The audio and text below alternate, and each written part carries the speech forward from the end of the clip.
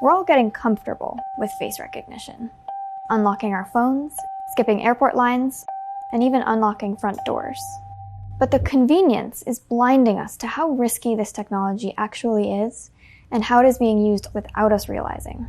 I'm Clare Garvie. My job is to research the use of face recognition technology by law enforcement and then make recommendations around the use of the technology.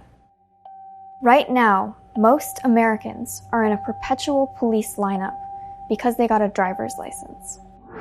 After that DMV agent snaps your picture, your face is turned into a face print, a unique series of numbers that a face recognition system can read and compare to other faces. Now, any police officer can run searches against your face for any reason. Who robbed that corner store? Who was jaywalking at 3 a.m.? Who was at this protest? The digital equivalent of police walking through a crowd and yanking each of our IDs out of our pockets. You could be picked out, investigated, possibly arrested, and sent to jail because you got a driver's license in one of these 32 states. That's a violation of your privacy and your Fourth Amendment protection against unreasonable search. And that's just the tip of the iceberg. Nearly half of American adults are in facial recognition databases. It does make our jobs a lot easier, and it also kind of finds that needle in a haystack. Photos are culled from social media images, driver's licenses, and government IDs. With face recognition, America is closer to a Chinese surveillance state than most of us realize. Maybe you're thinking, I'm not afraid of face recognition. I haven't done anything wrong, so I've got nothing to hide. But wouldn't you object to police secretly searching your apartment every once in a while, even if you've got nothing to hide? Let me tell you the 3 aspects of face recognition technology that worry me the most.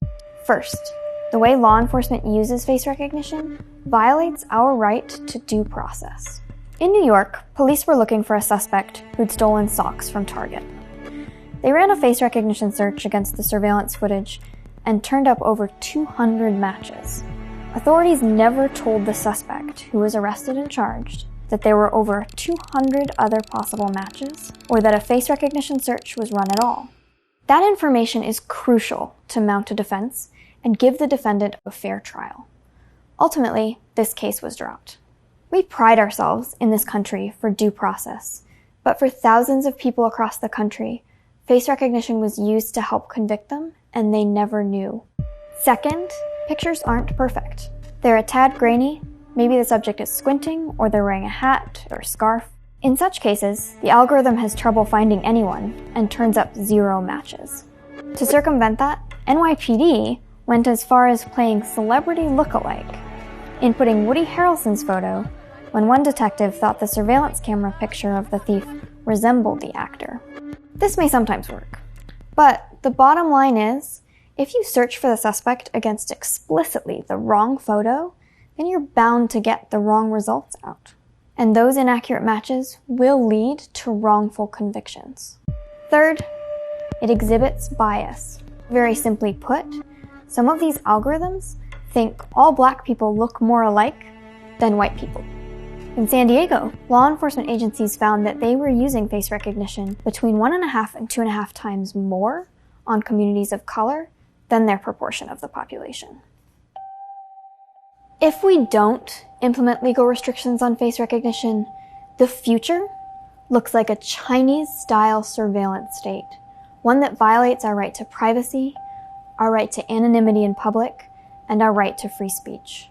Congress must first implement a national moratorium on the use of the technology. Congress can then work to develop legal restrictions, limiting the use and scope of face recognition technology.